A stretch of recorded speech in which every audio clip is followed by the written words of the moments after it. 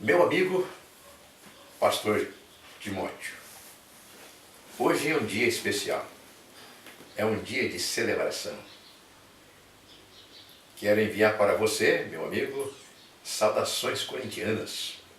Eu sei que você vai aceitar.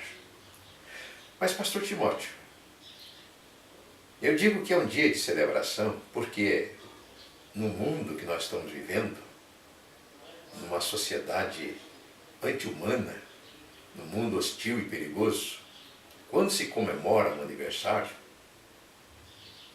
a gente tem que celebrar. É uma vitória. Nós temos que levantar a nossa voz, a nossa mão, o nosso coração, o nosso espírito para Deus e agradecer pela nossa vida. Quando uma pessoa como você, com o seu perfil, aniversaria, quem mais ganha são aquelas pessoas que estão ao seu derredor. São pessoas que convivem com você, que sentem você.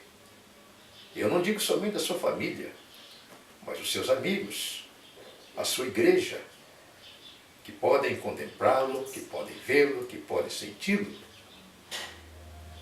E nós aqui à distância, nos alegramos com você também.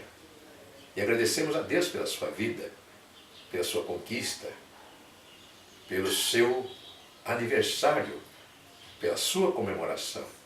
Então, meu amigo, receba a nossa homenagem, a nossa saudação. Eu falo aqui em nome de toda a minha família, especialmente da minha esposa, que também felicita você e te dá os parabéns. Pastor Timóteo, o Senhor te abençoe e te guarde. O Senhor faça resplandecer o seu rosto sobre ti e tenha misericórdia de ti.